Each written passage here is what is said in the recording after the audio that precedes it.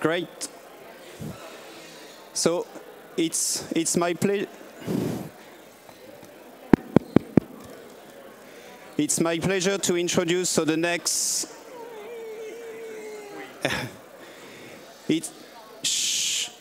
So it's my pleasure to introduce the next keynote speaker, Antonietta Mira. So Antonietta is a professor of statistics at Università della Svizzera, Italiana, Lugano, and Università dell'Insubria, Como. So her research interests include data science, methodological and computational statistics, and she's particularly renowned for her pioneering research in Bayesian inference and Monte Carlo methods. So Antonietta is also a fervent advocate for interdisciplinary collaboration and the dissemination of statistical knowledge to a broader audience. Today, she will talk about intrinsic dimension estimation, and so please join me in extending a warm welcome to Antonietta.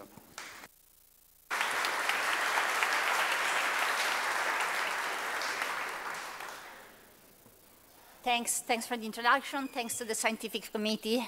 It's a big honor to be invited for a plenary.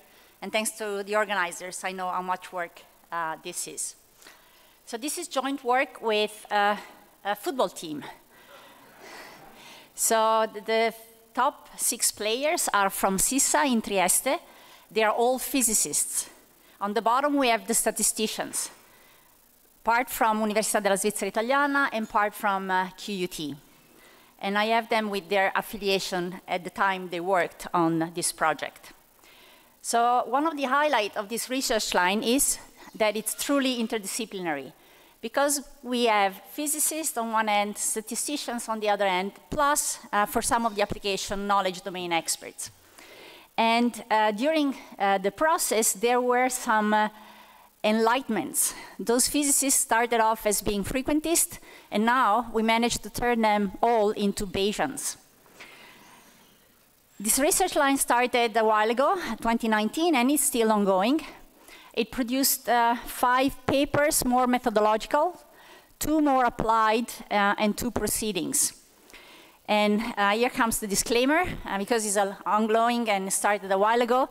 Some of you might have heard at least part of the topics that I will present, but there are new stuff that will come up, at least in the second half of my presentation. So let me start with a quote, which is also a quiz. Who do you think said this?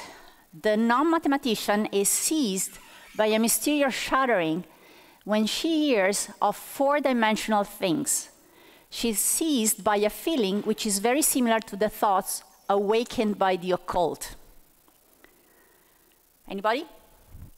So 4-dimensional objects that scare us. Well, a famous 4-dimensional object or construct is space and time. Space and time. So this is Albert Einstein, and he of course refers to the space and time unified framework that he introduced. Indeed, in classical mechanics, space and time were considered as separate entities. And through the special relativity theory, he realized that those are very interwoven quantities, and came up with this unifying framework within which a lot of things became better understood. And in a sense, I can see Michael Jordan Definetti lecture also advocating for a unifying framework between statistics, economics, and computer science. Now, as statisticians, we are often given some data in some dimension that has been collected in some dimension, and we come up with a model that has some parameters, and we're very much used to either expand the dimension of the problem that we are trying to solve, or reduce the dimension of the problem. And this expansion and reduction can happen both on the data space or on the parameter space. Today, I will focus on dimensionality reduction. And it's important to recognize that when we do this either expansion or reduction, things tend to look simpler. Instead of solving the problem as it was handed to us, either looking at it at a higher dimensional level or at a smaller dimensional level makes things easier. So I will try to address two fundamental questions. It's well recognized that real-world data set often contain variables that are not independent, and often a subset of those variables or nonlinear combinations thereof are sufficient to describe the data. And so a natural question that arises is how many and which one of those variables are really needed to summarize the data without a significant information loss. And another relevant question is, what is the appropriate scale at which we should analyze data? Well, these two questions are often considered unrelated and treated separately.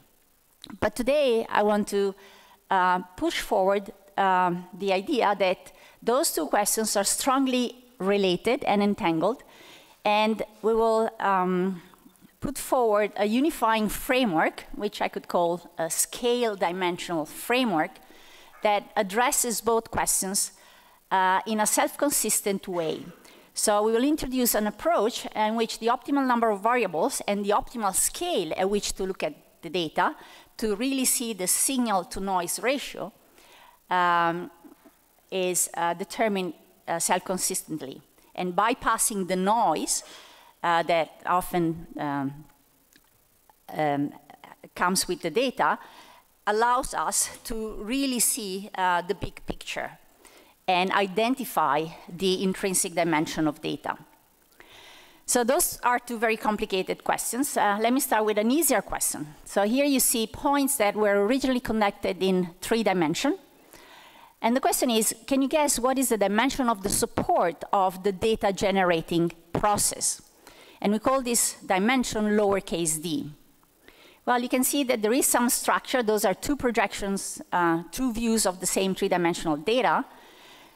Well, if I show you this, you soon realize that in this data there are only 2 degrees of freedom, x and y, and then there is a deterministic map that maps them in a 3-dimensional object. So in this setting, we call capital D the original dimensional of the data, and lowercase d, which in this setting is 2, the intrinsic dimension of the data. And this intrinsic dimension is needed for manifold learning. David Dunson and co-authors have worked a lot on this. It's needed when we want to do regression when the covariates are constrained to live on a manifold, and Judith and co-authors have addressed this. And it's a key concept also in unsupervised learning and feature selection. And in a sense, provides a lower bound to the number of variables that are needed to describe a system.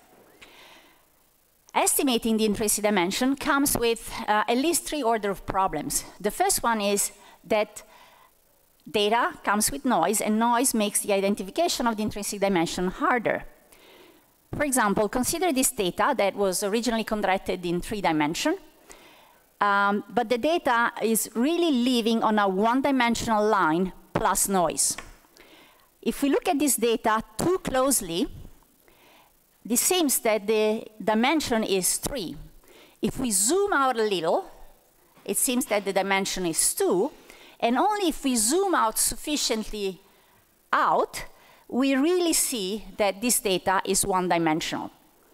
Of course, if we zoom out too much, everything looks like a point, and its dimension seems to be 0. So how much do we want to zoom out the data to clearly see the picture? Well, the answer is we need to zoom out sufficiently to bypass the noise and see the intrinsic dimension.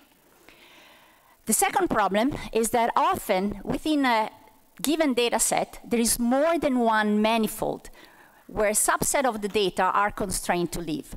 So often there's not just a single intrinsic dimension, but the intrinsic dimension can vary within the same data set. And we will exploit this fact to gain insight into the data structure. And we will develop an approach to, in a sense, cluster the data into regions that have the same intrinsic dimension. For example, here we have 5,000 observations generated from 5 Gaussian distributions. The first 1,000 observations are from a 1-dimensional Gaussian distribution. The second 1,000 are from a 2-dimensional Gaussian distribution, and then we have a 4, a 5, all the way to a 9-dimensional Gaussian distribution. And you see that the 1-dimensional Gaussian, the black dots, are totally embedded in the 2-dimensional points. And it's not easy to disentangle and identify the manifolds. The framework that I will put forward will allow us to say, look, in this data set, there are 5 submanifolds. This is their intrinsic dimension, and these points belongs to these submanifolds. The third problem is well highlighted in the top right panel of this picture that comes from a paper by David, JRSSB. In this top right, you see remote sensed chlorophyll data in the RLC. And this data is intrinsically discrete. So I will first introduce estimators of the intrinsic dimension for continuous setting, and then we will focus on discrete data.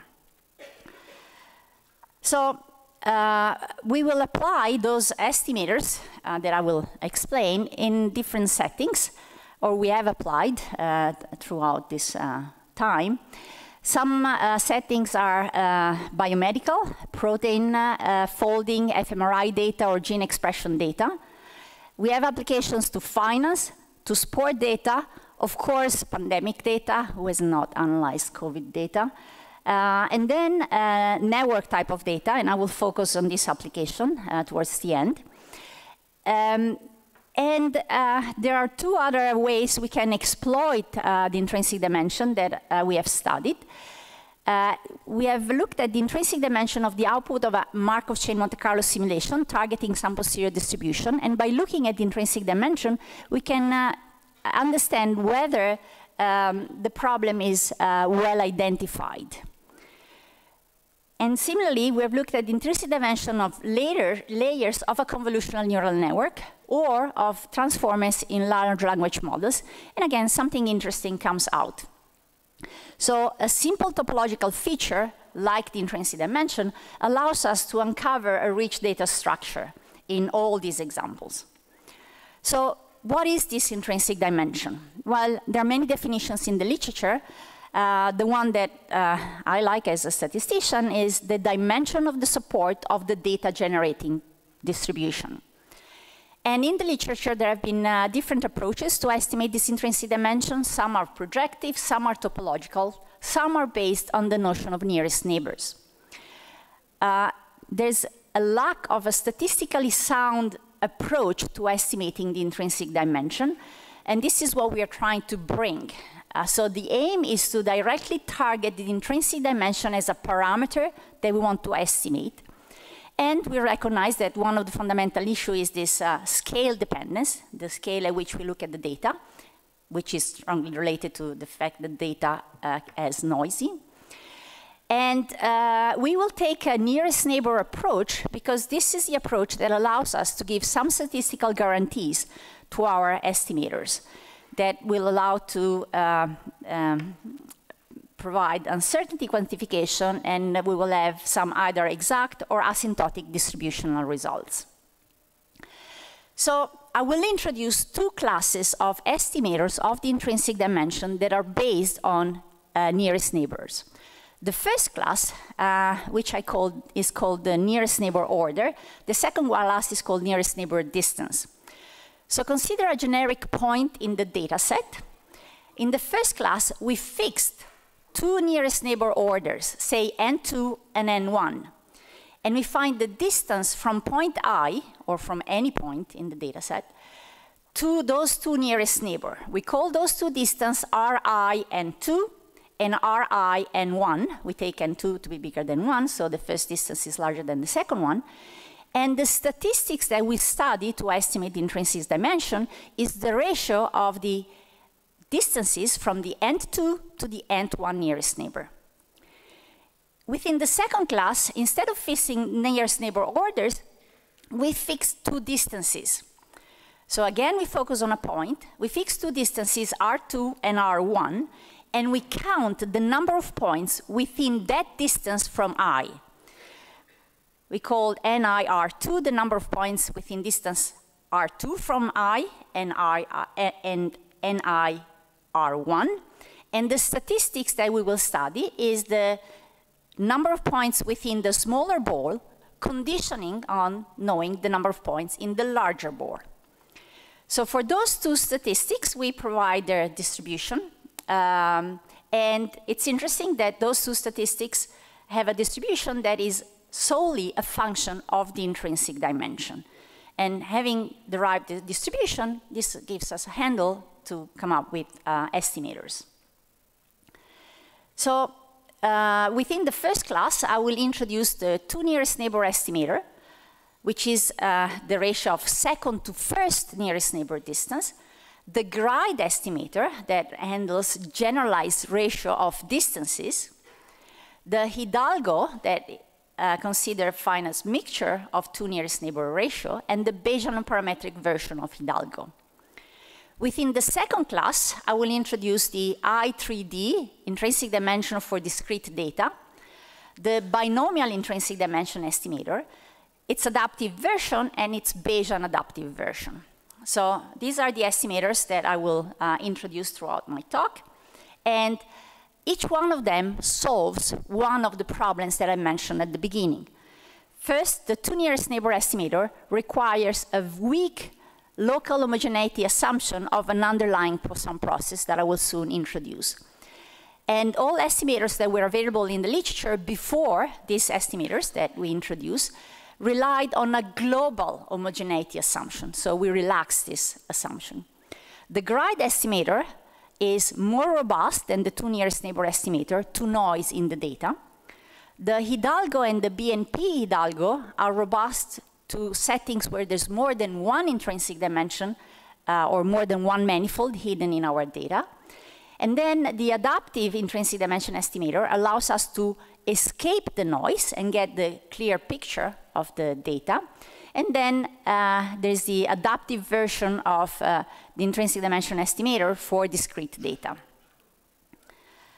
So I'll set the notation with some drawings, so it will stick into your mind. There's not much notation, but it's important notation.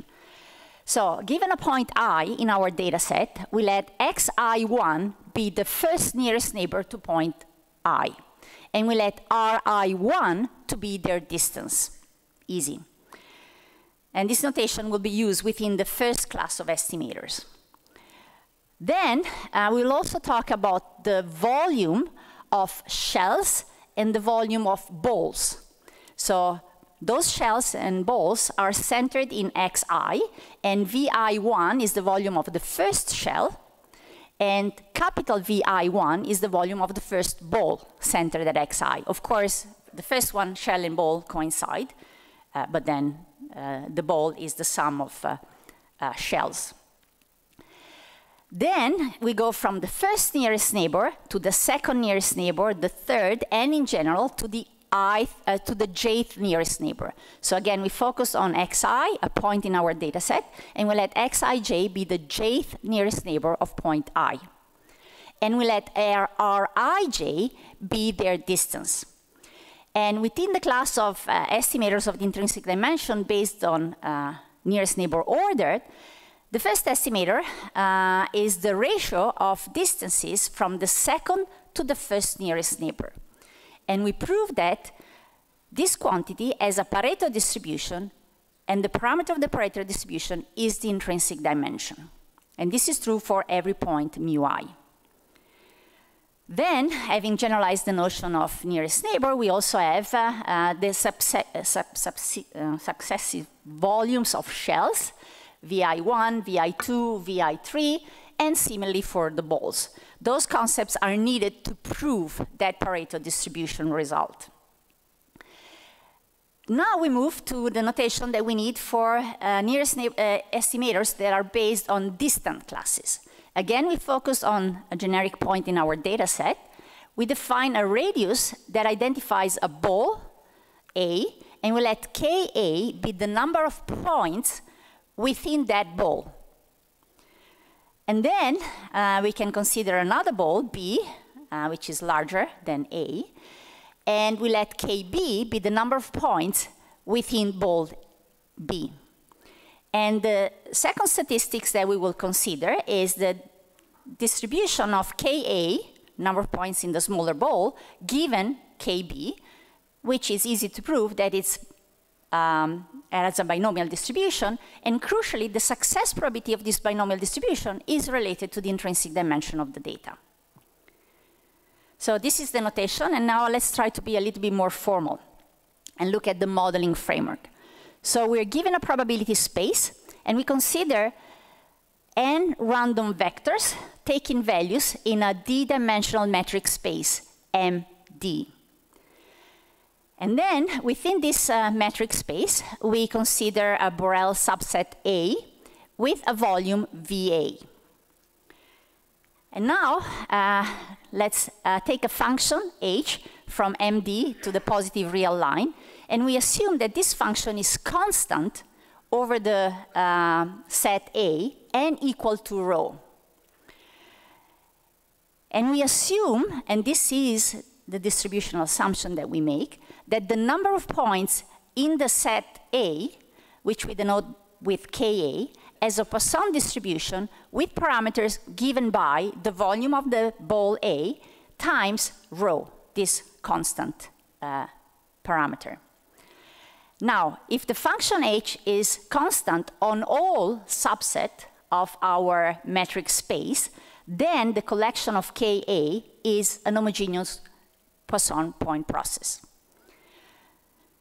And this is the underlying object on which all our results will rely. Now, the main assumption is that those data, well, besides this Poisson point process assumption, lie on a manifold of intrinsic dimension lowercase d, and that we compute volumes in Rd. So the volume of the hyperspherical shell Vij, remember lowercase v are the shells, as an expression, don't focus on the expression, but crucially this expression is a function of the intrinsic dimension. And similarly, the volume of the sphere, which is the sum of these volumes of the shells, also is a function of the intrinsic dimension. So this Vik is the sphere centered at I up to the kth nearest neighbor. We will assume that the Poisson distribution or the Poisson process has an intensity, rho I, which is constant within this unit sphere. And from this assumption, we can prove, well, it follows, that the volumes of the shells are IID exponential random variables. And the volume of the spheres being sum of exponential random variable as an Erlang distribution, and ratios of exponential and Erlang as a Pareto distribution. So, given these assumptions, we now give, or I now give you, the distributional result of this quantity mu I, n1, n2. So n1 and n2 are two positive integers, n2 bigger than n1.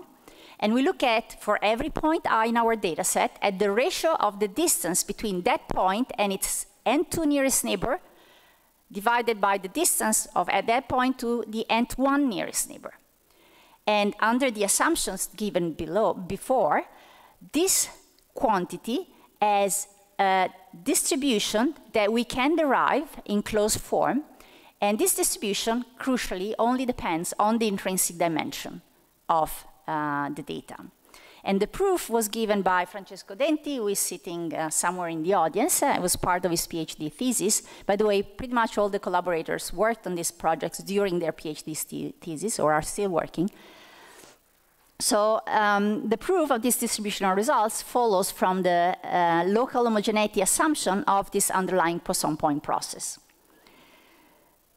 In the special case where we take n2 to be 2 and n1 to be 1, this distribution becomes the Pareto distribution.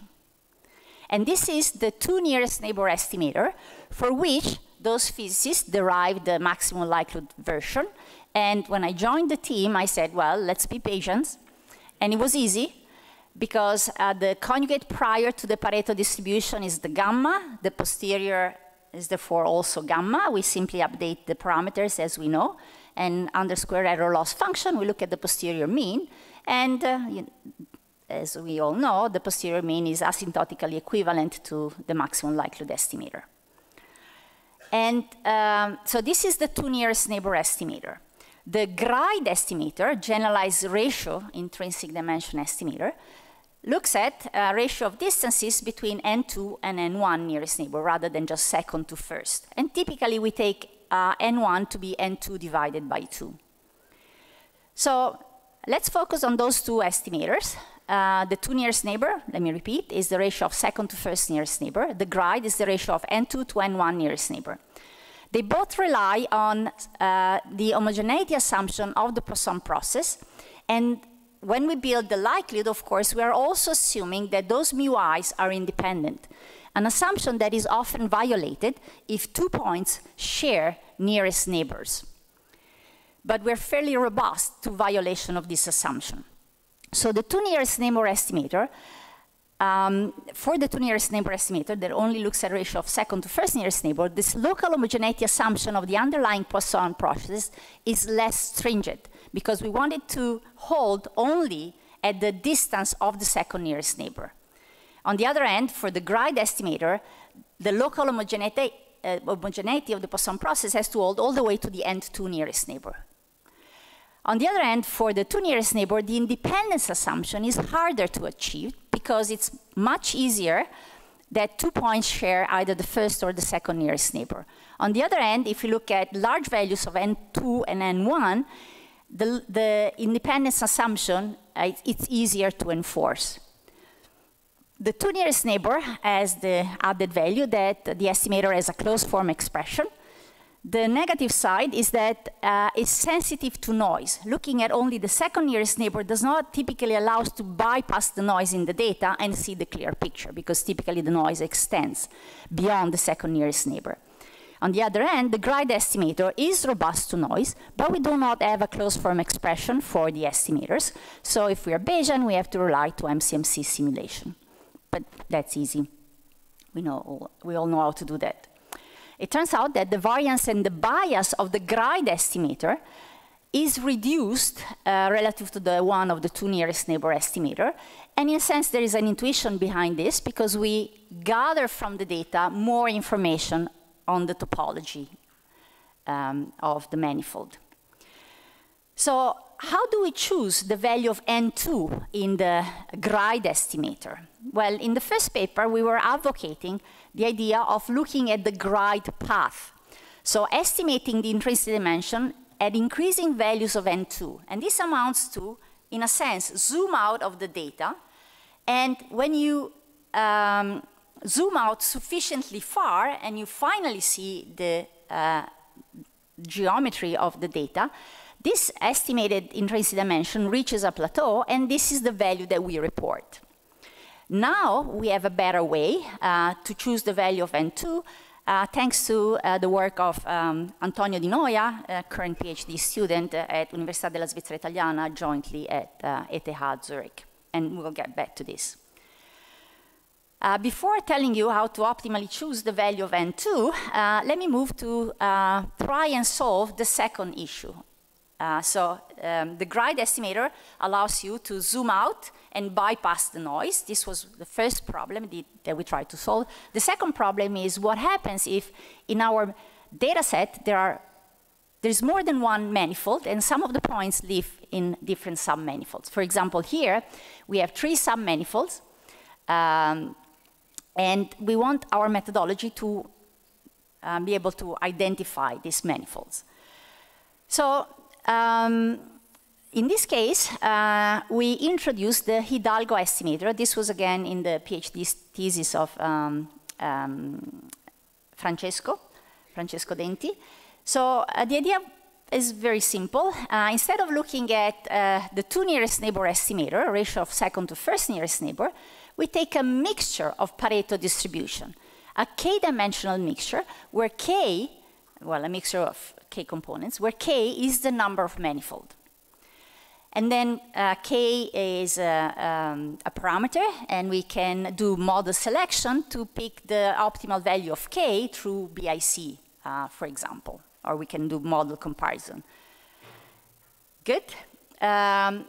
So we then build our likelihood by looking at product over the points. And as Bayesian, we need to put priors on now the vector of intrinsic dimensions, which is a k-dimensional vector, the vector of mixing probabilities, well, then form the posterior distribution proportional to priors and the likelihood.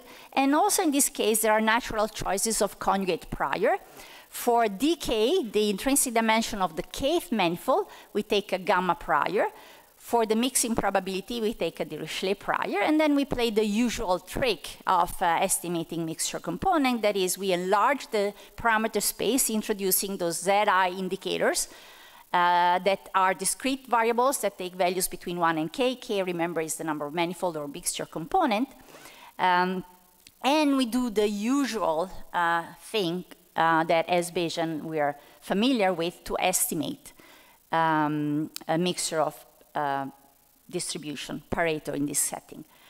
Unfortunately, things didn't work out quite as well as we were hoped, and we realized that because Pareto densities with different value of the parameter have a high overlap, especially in the tail, we needed to add an additional assumption, which is a very natural assumption. That is, we needed to assume that different manifolds are well separated in space, and that if you are my neighbor, it is more likely than not that we share the same intrinsic dimension.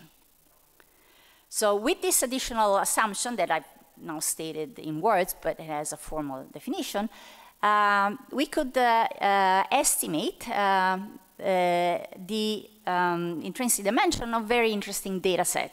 I will briefly go through some of the applications. So this is a molecular dynamics application. We look at the Wilnig-Hep piece, a protein that goes from a folded to an unfolded state. The data comes from a paper in Nature. And we have 32,000 configuration. This is the number of, in a sense, data points in our set. And for each configuration in this paper, they reported 32 dihedral angles between the molecule in the protein. Without going into much details, the Hidalgo methodology allows us to identify very clearly 4 manifolds. 3 of them have intrinsic dimension around 12, 13, and 1 has a much higher intrinsic dimension, 23. And ex post, by looking at the protein that end up, the protein configuration that end up in each one of these manifold, we realize that the folded state of the protein almost always, or most of the times, end up in the manifold with higher intrinsic dimension. Second application, fMRI data. We have 30,000 voxel in an fMRI experiment when the person was doing some visual model task. We have 202 scans. This is the original dimension. The data was given to us. We apply Hidalgo, and we identify clearly 2 very distinct submanifolds, one of dimension 16 and one of dimension 32. Notice the dimensionality reduction. And ex post, by looking at which voxel belong to which submanifold, and discussing this with the knowledge domain expert, the neurologist, we realized that the task-relevant voxel, remember the person was doing some task, and the neurologist know which part of the brain is involved typically when performing the task. So those task-relevant voxel, most of them end up in the manifold with higher intrinsic dimension, while the low-dimensional manifold, dimension 16, mostly contains noisy voxel. The third application I want to tell you about is related to financial data. Here we have 8,000 companies from CompuStat database. We collect 31 balance sheets indicators. We apply our Hidalgo methodology. We identify 4 submanifolds of intrinsic dimension 5, 6, 7, and 9. And ex post, we realized that the companies that end up in the manifold with smaller intrinsic dimension are those companies that have a worse rating in terms of S&P, so have D, C, or B minus type of rating. On the other hand, as the manifold increases dimension, companies in the manifold with larger intrinsic dimension have a better rating, A or A+. So low-dimensional manifold companies in the lower dimension manifold tend to have lower rating, which also makes some sense. Lower intrinsic dimension means less degrees of freedom in playing with your balance sheets. And we know these companies have some freedom in putting numbers in their balance sheets. But if the company is not doing well, there's less degrees of freedom and therefore lower intrinsic dimension. The next step from the mixture of K Pareto distribution is go to an infinite mixture of Pareto distribution. And this gives rise to the Bayesian nonparametric Hidalgo estimator. And again, we do the usual thing that we would do as Bayesian when we want to estimate the infinite mixture of Pareto distribution. So we adopted the Schleicher process prior on the parameters. So I will not go into the details, but we didn't do anything more fancy than what you would do.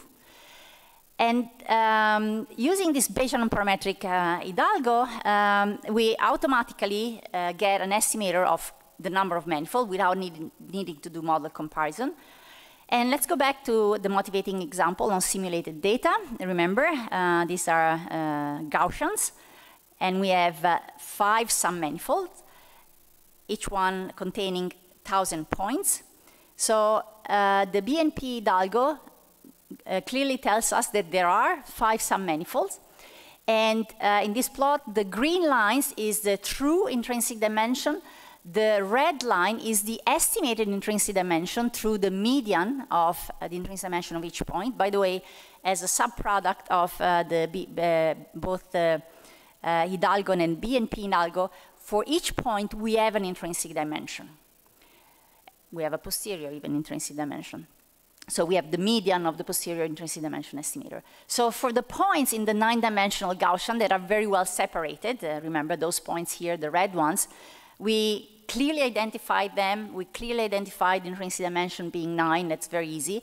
For the first 1,000 points, well, that was a very hard problem. Remember, they are completely embedded in the second and partly in the third sum-manifold. So we identified that there is a manifold of intrinsic dimension equal to 1. Here it is. We estimate properly that intrinsic dimension, but we wrongly allocate some of the points that should be in this manifold to the second manifold. This is a very hard problem. We were very happy with the results, well, despite it's not perfect. Real application of the BNP Hidalgo.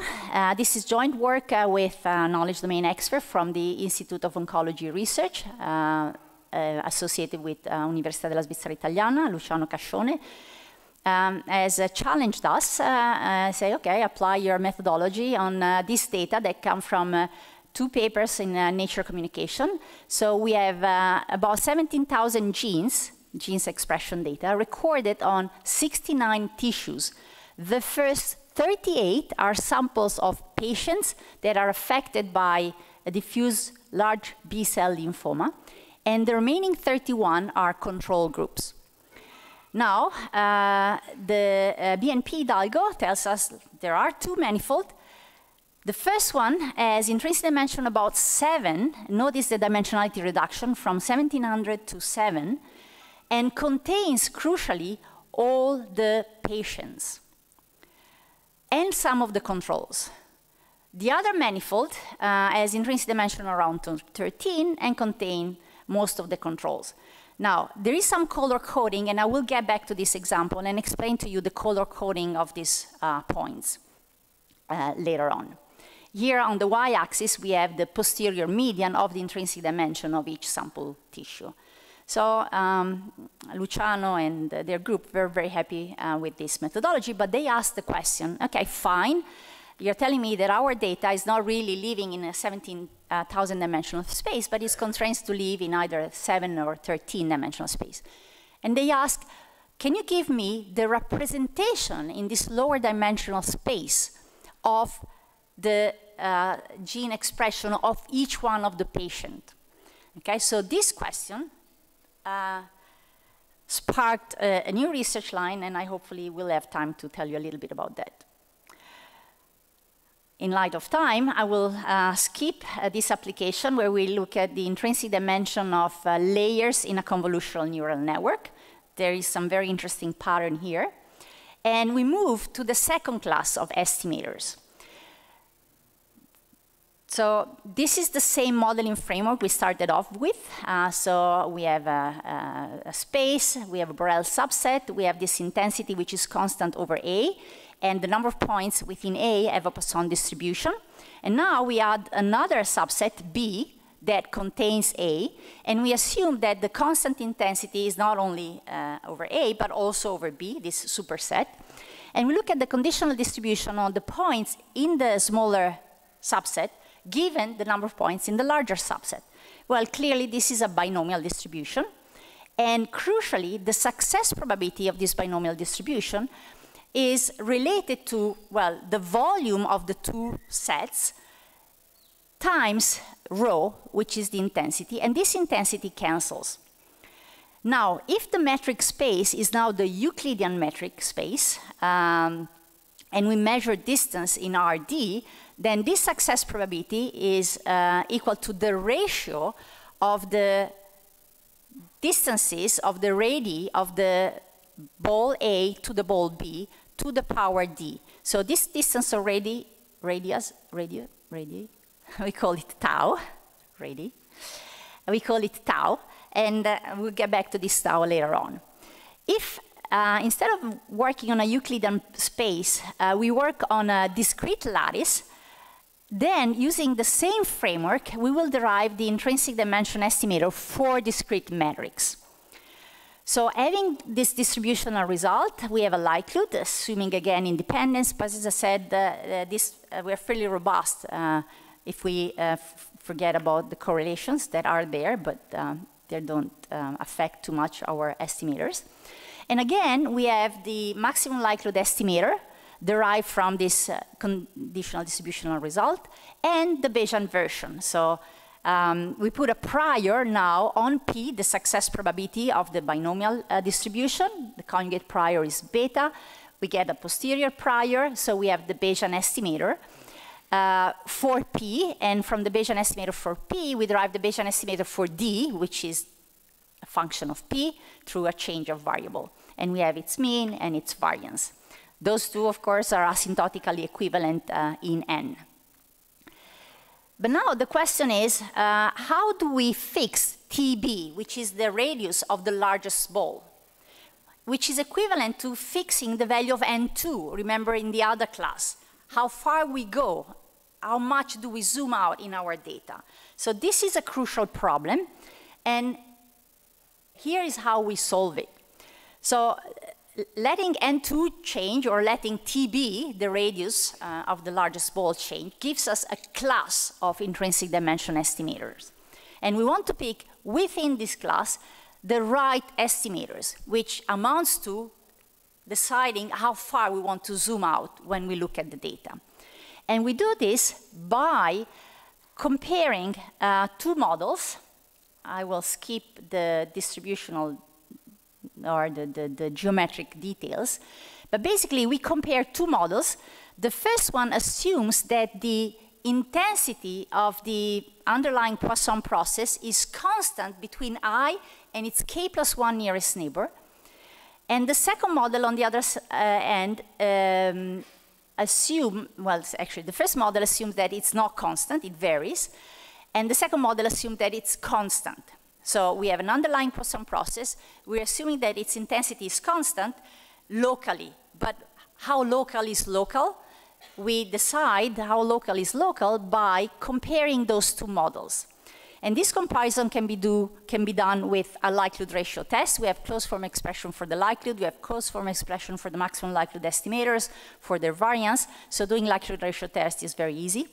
As an alternative, as Bayesians, we could do BIC. We know that BIC is equivalent to likelihood ratio test for some values of the number of points, which for us is k. Or we can be more fancy and do Bayes factor. And as a matter of fact, this is a sequential testing procedure. But one way or the other, we are able to identify how far we need to zoom out to bypass the noise and see the clear picture. And this was work by Antonio Di Noia, not only the proof, but also the implementation of this algorithm. And I will not go into the details of this algorithm, but I will highlight that it's an iterative algorithm, because in order to find the optimal value of k, we need to know the intrinsic dimension. So this is why at the beginning I said that we come up with a unifying framework where we estimate the intrinsic dimension and the distance at which we want to bypass the noise consistently and at the same time. So we start out with the 2 nearest neighbor estimator. This is how we initialize the algorithm that requires no input and then we do an iterative procedure where at each step we do this testing of assumption, decide how large should the neighborhood be for each point, crucially. The value of the noise can be different at different parts of the space. So we find the optimal number of neighbors to be considered for each point in the space. And then we stop this algorithm if the estimated intrinsic dimension at the previous step are sufficiently close. And the algorithm returned the estimated intrinsic dimension with this adaptive framework. This is called the adaptive BIDE. And we have the Bayesian version. And returns the value of ki, the optimal neighbors for each point. So you see in this toy example that depending on where you are in the space, so for this point I, where there is a smooth variation of the density of points, we can afford having a fairly large neighborhood where the density of points is constant. On the other hand, for this point here, where there's a large variation of the density of points, the neighborhood that we have to look, it's smaller. And within 3 iterations at most, in all the applications that we have seen, this algorithm converges and returns the estimated intrinsic dimension, as well as, for each point, the largest neighborhood that we should be considering. In this case, the intrinsic dimension is 1, and we start off estimating it to be 2, but then in few steps we converge to 1. Antonio was able to prove that this algorithm converges. The resulting estimators is consistent, and we can provide uncertainty quantifications, either relying on the asymptotic normality of the maximum likelihood estimator or invoking Bestens-Fromenius' theorem, in this case we will use the asymptotic variance of the Gaussian distribution, which is the Fisher information. So we have a measure of the uncertainty of the resulting estimators. To answer the question that the colleague Luciano Cascione that gave us the gene expression data, we managed to modify the local linear embedding algorithm. LLE, it's an algorithm, is an unsupervised learning algorithm that computes the low-dimensional projection of points, and was introduced in a paper in Science in 2000 and got up to now over 20,000 citations. This LLE algorithm requires 2 inputs, K and D. And our algorithm, to estimate the intrinsic dimension, returns those 2 inputs, K and D. So our estimator for the intrinsic dimension returns D, which is a dimension where we want to project down, and returns K, which is the number of nearest neighbor that we should consider. So it's natural to take our estimator, the output of our estimator, and to feed into the local linear embedding algorithm and come up with an adaptive local linear embedding algorithm. I will not go into the details, but basically it's the same algorithm in the original paper, so it has convergence guarantees with an adaptive feature. And we went back to the diffuse cell lymphoma data, remember, 17,000 genes on 69 tissues. 38 are patients, and on the patients, remember, there were two colors, are two types of cells, ABC and GCZG, and 31 healthy donors with different color codings. And the different color coding referred to the maturation of these B cells. And the TCP and the APC cell are cells that are healthy but at a higher stage of maturation. So we applied our local linear embeddings. Remember, this was the result of the BNP Hidalgo, clear separation of the cases and the controls, but we had those controls that ended up in the smaller dimensional manifold. And crucially, those gray and red cells are the TCP and the APC cells, that they have the highest level of maturation. And now, by using this LLE star, we managed to identify 3 clusters. So we project down onto the intrinsic dimension that we find, and there we do the clustering. And here are the cases. Here are the controls, and here are the controls that ended up in the smaller dimensional manifold. So it's nice to have this picture being clarified, and those we're very happy to get these results. So in the last 3 minutes, I'll tell you something about the discrete version of those estimators. So this is in a paper published in the Physics Review Letters, and I thank Yuri for the slides. Those are the slides for presentation of his PhD thesis, and I've elaborated them. So the starting point is the same. So we have points falling in a volume, red volume, and we let K with the number of points in the red volume. We have a smaller volume, blue volume, and we let N be the number of points in the blue volume. And as before, as in the by-day estimator, the distribution of N given K, number of points in the smaller given the number of points in the larger volume, is binomial with the success probability, which is the ratio of volumes times this rho, which is assumed to be constant, so it simplifies. Now that we are in a discrete state space, unlike what we did in the by-day estimator, we measure the volumes not through the ratio of the balls, but using the number of points that end up in those volumes, assuming that there is an embedding manifold that has a certain intrinsic dimension. So to enumerate the lattice point in a region, we use Herard polynomials that Herard gave in a paper in 1977 a formula for, given a radius and the intrinsic dimension of the lattice, the number of points that end up in a volume with that radius. So using this formula, we can compute the volumes in the binomial distribution. Those volumes do depend on D, and this allows us to either do, again, maximum likelihood estimation of D, or as Bayesians, we do put a prior, and we estimate the posterior D with the posterior mean. So we use this intrinsic dimension estimator in networks. But before going to networks, let me show you how it behaves on fractals. So if you've been walking around Venice these days, you might have seen a lot of fractal objects.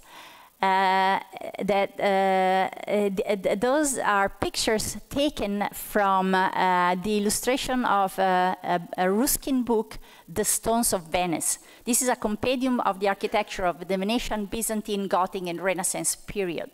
Now, if we look at the intrinsic dimension of fractals objects, like the Koch snowflakes or the Sierpinski gasket, that have a very well-defined intrinsic dimension, which is 1.3 for the Koch snowflake and 1.6 for the Sierpinski gadget, and we apply our estimator and compare it with alternative ways of estimating the intrinsic dimension, like box counting or fractal dimension, we identify the proper intrinsic dimension better than the alternative estimators that are available in the literature. And then we compute the intrinsic dimension of a network. We all know what is a network. We focus on networks with, which are undirected and unweighted, but this can be extended. We measure distances between two nodes as the shortest path. And for each network, we have a vector of intrinsic dimension depending at the scale at which we look at the data. This is an example that I can skip. But what's important is then we use this vector within ABC procedure as the summary statistics that allows us to estimate the parameters of a network. And we look at the intrinsic dimension signature, we call it signature because it's a vector, of real-world network, like Amazon recommendation, Google, Facebook, or yeast protein, or US power grid. And each one of those networks has a very distinct signature that has some common trends. First increases and then decreases, and how sharp it increases depends on whether in the network there are hubs or not.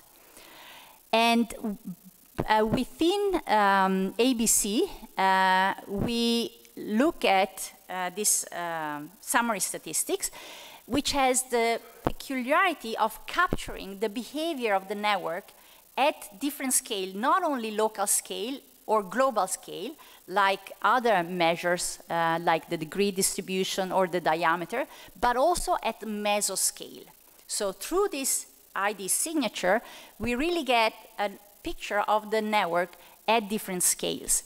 And we use it in ABC, and we can, by only matching, using these summary statistics, estimate the parameters of real-world network or simulated network. So the summary statistics that we use in ABC, this is a sketch of ABC.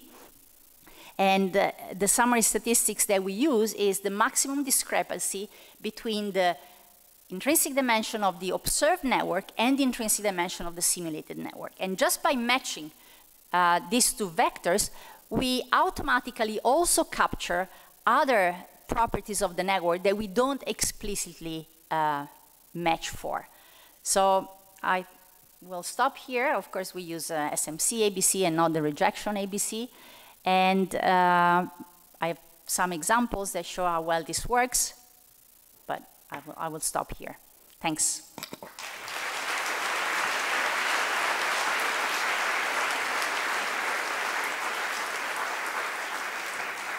Okay, so we've got time for one or two questions. Yeah.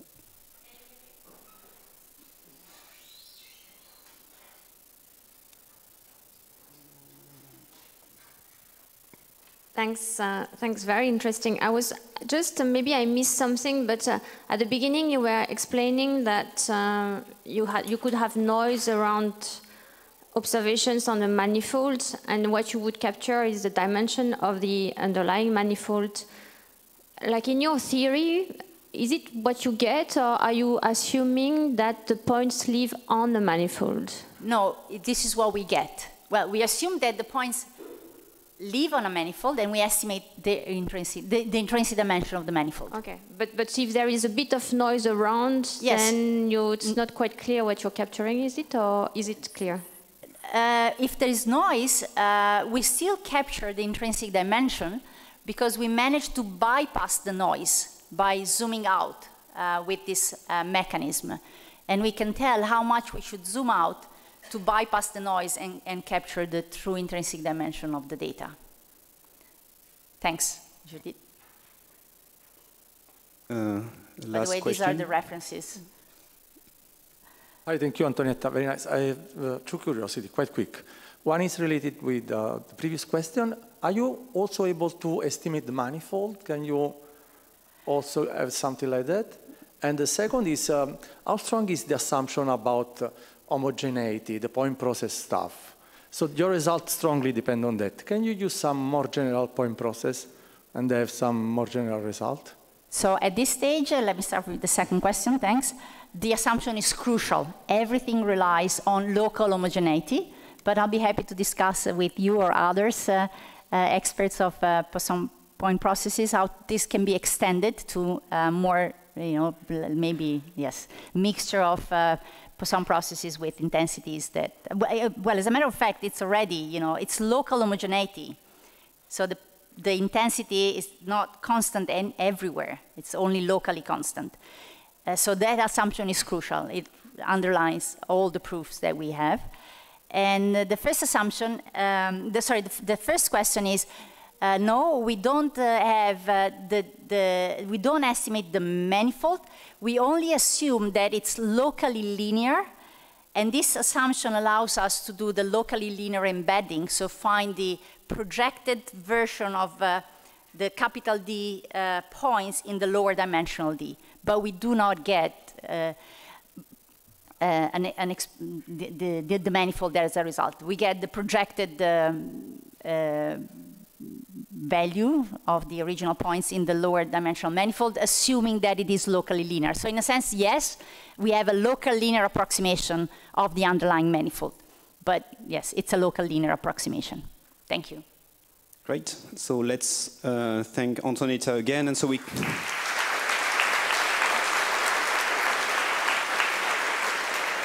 So there's the lunch break, and then we've got a poster session at 1:30.